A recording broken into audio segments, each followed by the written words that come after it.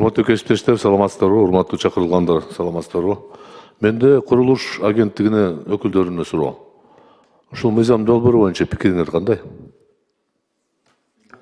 Биз эми өзүбүзгө белгилүү болгондой эле буга чейин 6 ай мурун Дастан Далабаевич бул мыйзамды алып кирген, бирок кабыл алынган эмес, артка чегилген болчу. Анан Дастан Далабаевич менен биргеликте кайра концепциясын иштеп чыгып, анын ортосунда дагы Дастан Далабаевич баса белгилеп кеткендей, закон лицензированияга өзгөртүүлөрдү кирип, кимде ким, кайсы компания ушул мүмкүнчүлүгү чектелген жарандардын толук нормада СНИПте көрсөтүлгөн шарттарын аткарбай турган болсо, биз ошол компаниялардын же болбосо курулушчулардын жоопкерчилигин жокко чыгарганга чейин чараларды колдойбуз. Азыркы маалда бул мыйзамды Дастан Далабаевич менен карап чыктык, биз колдойбуз толук боюн.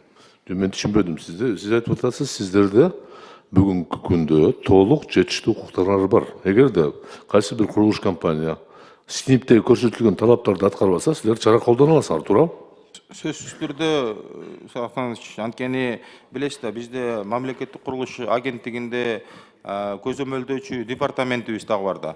Анан мен түшүнүп атам, сизде азыркы иштеп жаткан мыйзам толук жетиштүү. Ар бир долбоорду иштелип чыгып атканда, мамлекеттик корутундудан өтүп чыккандан кийин анын салынышын көзөмөлдөп туруп, анан эксплуатацияга кабыл алабыз да.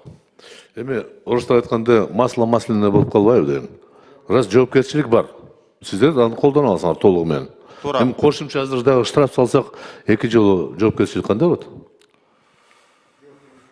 Эми бул жерде Дастан Далабаевич айтпады, мындай мүмкүнчүлүгү чектелгендерге гана мындай. Мен түшүнүп атам. Ал жерде көптөгөн талап бар. Бир гана мүмкүнчүлүгү чектелген эмес, балдарга мүмкүнчүлүк, карыяларга мүмкүнчүлүк, анан үйдүн негизи коопсуздугу деген талап бар.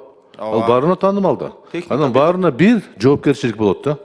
Мен айтканым, силер курулушчу катарыңар ушул бир бөлүгүнү чыгарып туруп, өзгөчө штраф салган кандай болот мен?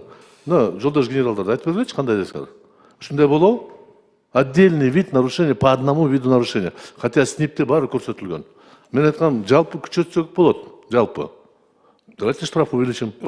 Исаак Саматович, бул именно мүмкүнчүлүгү чектелгендер боюнча мындайча айтканда административдик штраф каралган эмес буга чейин. Техника безопасности деп баардык общий камтылган. Сиз мага таарынбагыла.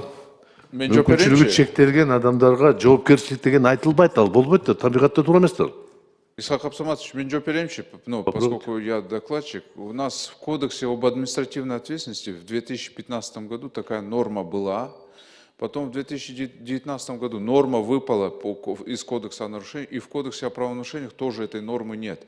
А специально для соблюдения СНИПов в сфере доступности для лиц с инвалидностью эта норма была она раньше. Просто она потом в ходе разных принятий новых кодексов она выпала. И здесь не будет масла масляного, потому что здесь специальная норма идет именно по СНИПам в отношении элементов доступности. Я понимаю, СНИП содержит в себе много-много требований, разных требований. И по каждому из них отдельная ответственность не бывает же. Да, есть ответственность общая. Мен айткан, мен каршы эмесмин, негизи максат нача. Бирок биз мындай мыйзам жазганда капыл бала өткөндө женский предпринимательство деп кабыл алдык. Бүгүн азыр чектелген жарандарыбызга шарт түзүп бербеген үчүн жоопкерчилик деген. Бул бир аз мындай не совсем удачный жолучу. Давайте поищем другой вариант. Я не возражаю. Надо требовать с них. Но мы, например, Госстройдун башчысы айткан 64 имарат мыйзамсыз курулган деп. Эртеси күнү пресс-конференция берип атат. Жок, бул строй компанияны иштеттик, келишим түздүк, мен аларды кечирдим деп. Как так? Давайте так сделаем. Да? Если вы концепцию поддержите, мы на второе чтение с вами сядем. Давайте подумать. Я не возражаю против первого чтения. С Госстроем отработать, с генералами отработать. Потому что кто будет штрафовать? Все хорошо, хорошо. Госстрой или генерал? Нет, Госстрой. Госстрой не может штрафовать. Он суд, наверное, подавать или как? Госстрой. Госстрой только что. Еще один штрафовальщик будет. Поэтому давайте, я думаю, концепцию можно принять, а потом ко второму чтению еще раз подумайте. Я призываю вас, товарищи, Госстрой и инициаторов, подумать надо.